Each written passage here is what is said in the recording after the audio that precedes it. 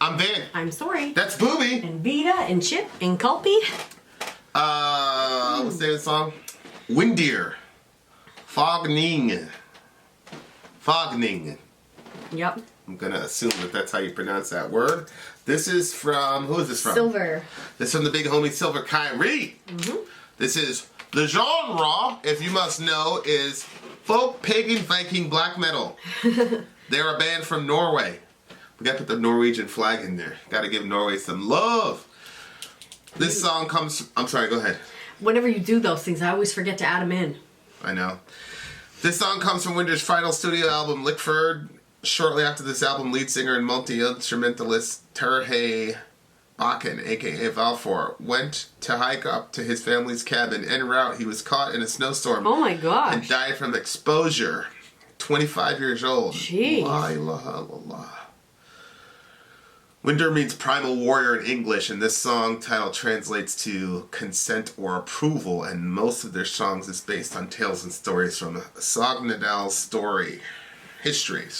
Wow. Shout out to Silver Kyrie, who did the lyric video say, for the she did the translation lyric video, provided by the big homie Damon Sage Okay. in the house. So we've got a Patreon tier where you can request a local band, so you can get your local band some love, and everybody has basically decided to bastardize the system and use it for evil. Can't blame them.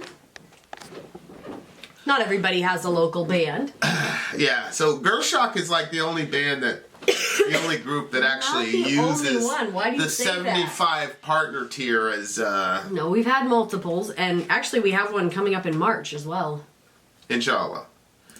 Inshallah. Okay, so we've got an English translation here. I think this is the only English translation on the internet. Oh. So y'all should be grateful to the big homie Silver Kyrie. All right, let's do it. And Go! Go!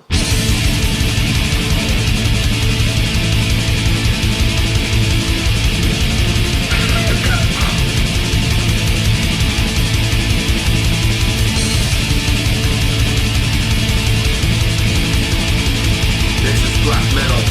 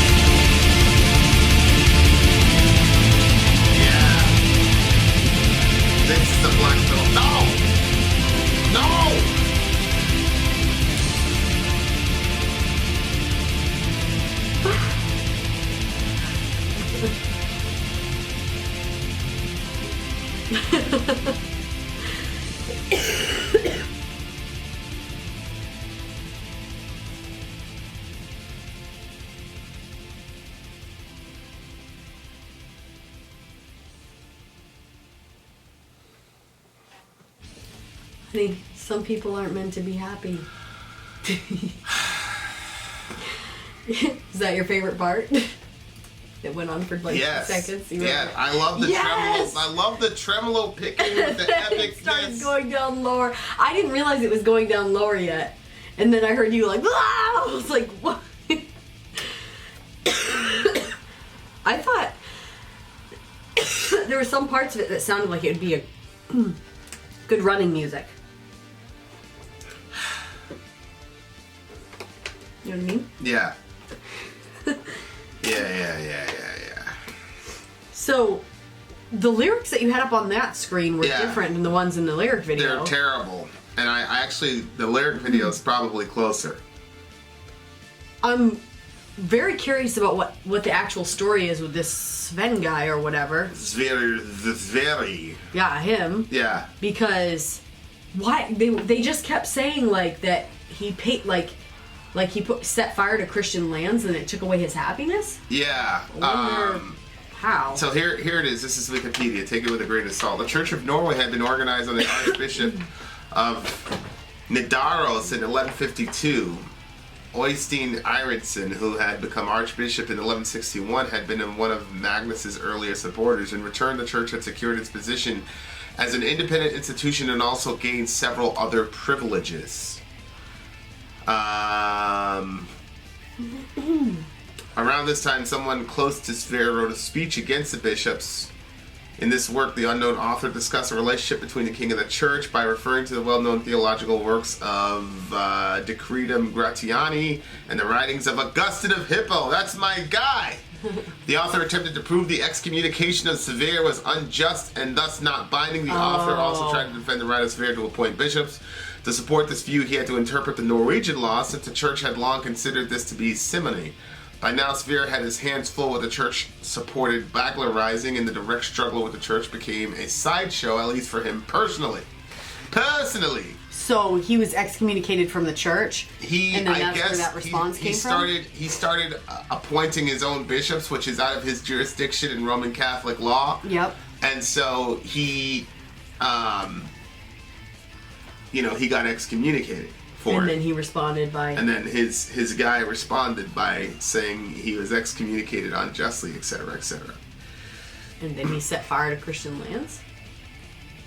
Well, he got, in the year 1198, which was to be the nadir of Sverre's fortunes, in May, he launched his attempt to recapture Trondelag. This time, Sverre failed to achieve surprise, and the Birkenbeiner fleet consisted mostly of smaller ships. In the sea battle that followed, they were soundly beaten. In the aftermath of this battle, Baglers further consolidated their hold, and many went over to what they believed to be the winning side. After his defeat, he limped back. He was soon followed by a numerically superior Bagler army under the leadership of Nicholas Amundsen. Sverre continued to hold the fortress. The castle proved to be impregnable. The following summer was to be called Bergen Summer and was dominated by indecisive skirmishes in the Bergen area. He could now take control over Viken and prepared to spend the winter there in Oslo. The peasant army, untrained and without organization, was no match for the battle-hardened Birkenbeigers. In the Battle of 6th March, the peasants also were defeated piecemeal. Sverre decided to sail back to Bergen. Good Lord. So,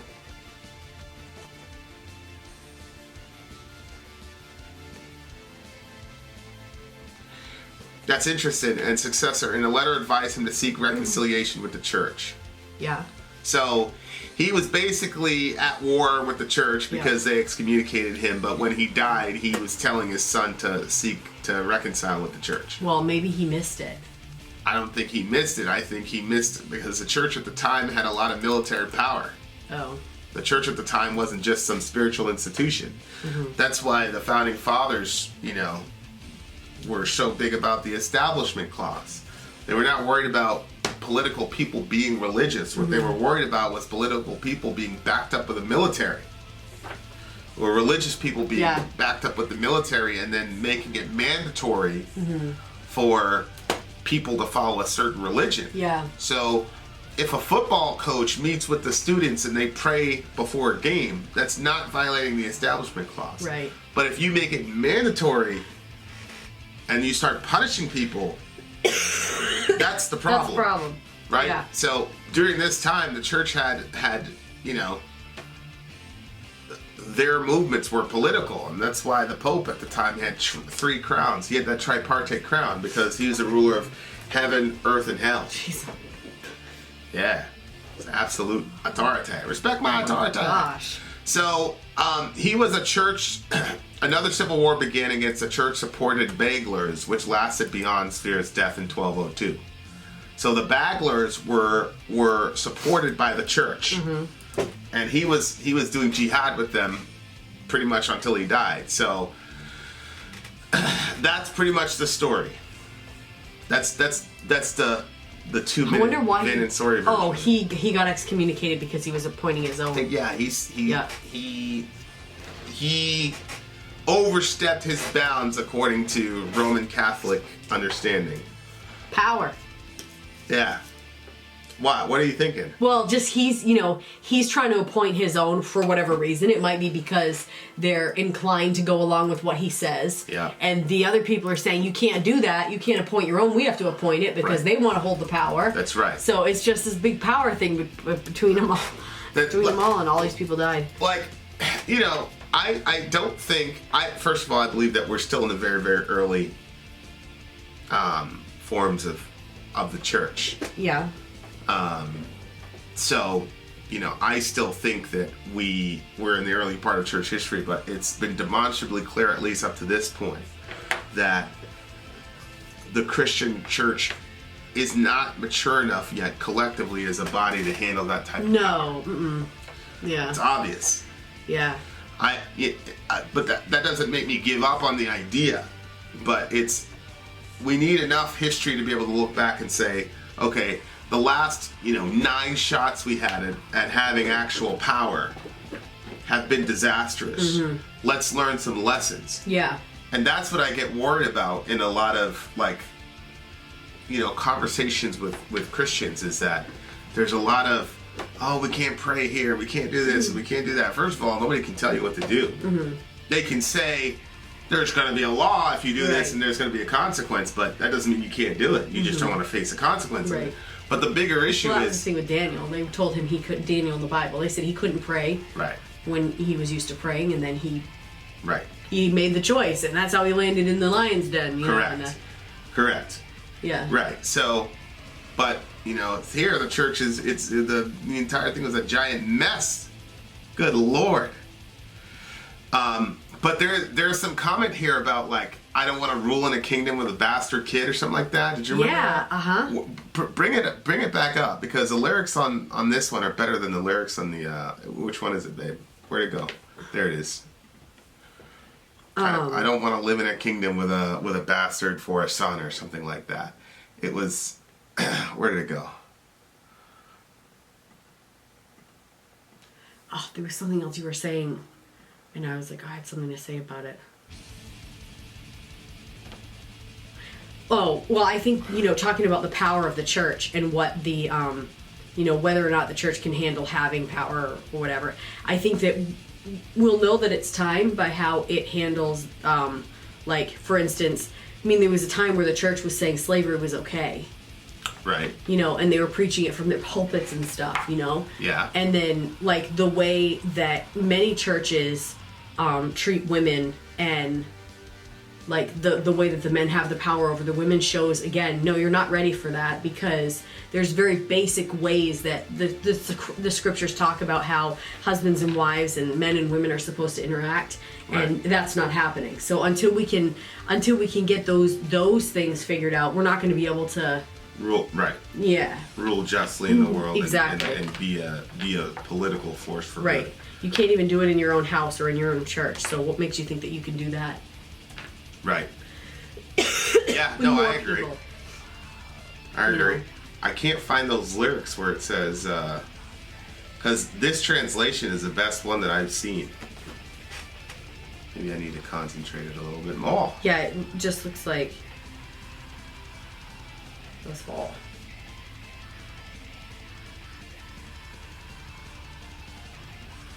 But anyway, we'll be looking forever because it sucks because I want to see those lyrics. But anyway, he was talking about against fear of the priest, killing shall be done.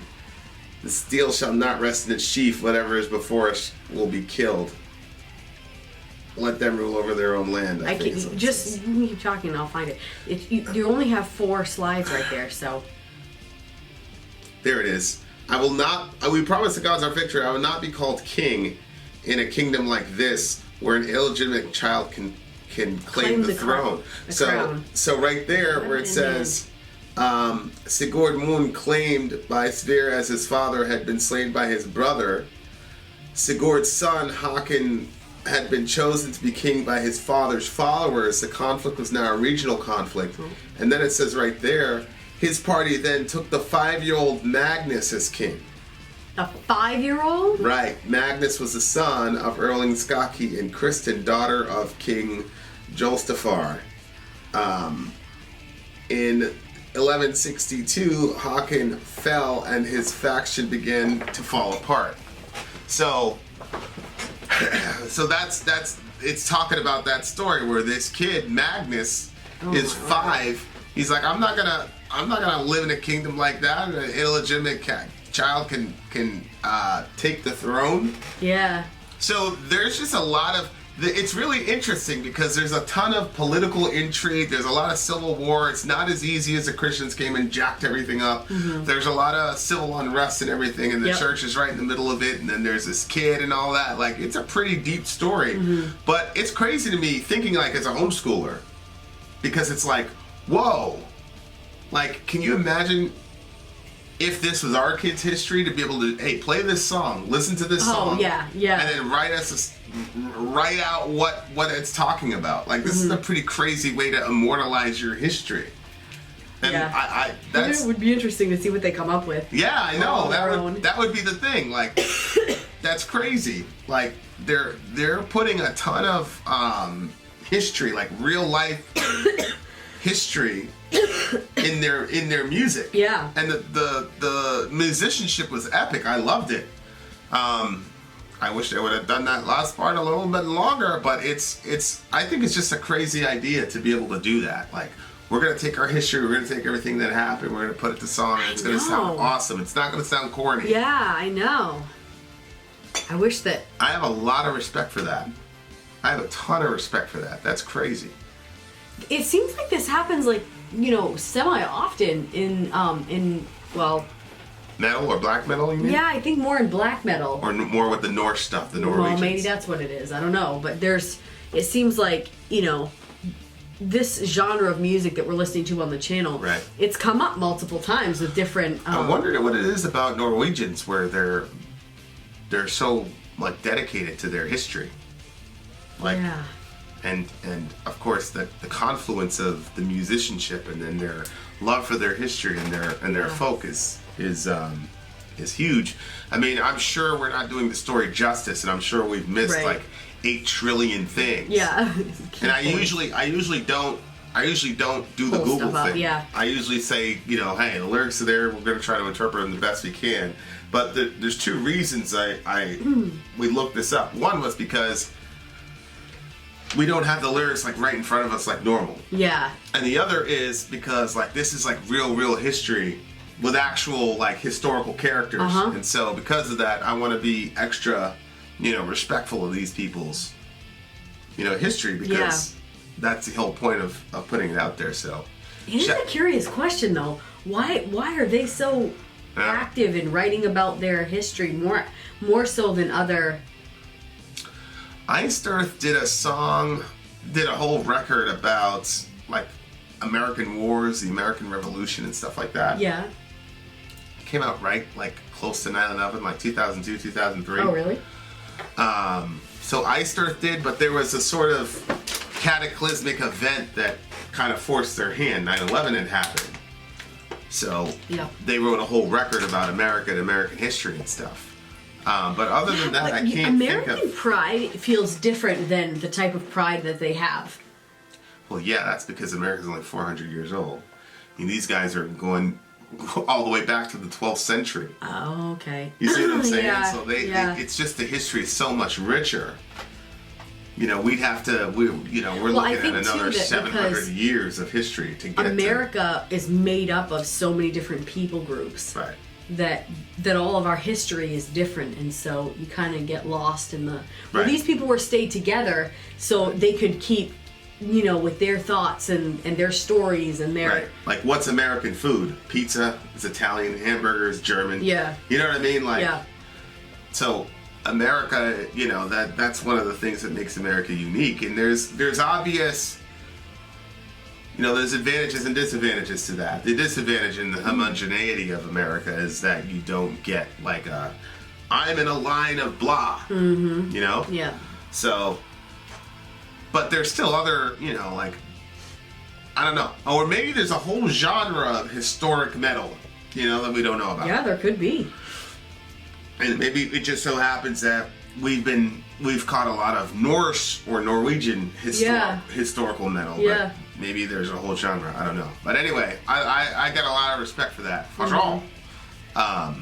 Fudge all. And I just wish we knew more so that we could speak more intelligently and honorably to what these guys are trying to accomplish. Shout out to the big homie. That sucks that he was going to visit his family. Gets caught in a storm. The cutter of Allah is crazy sometimes. 25. 25 years old, subhanAllah.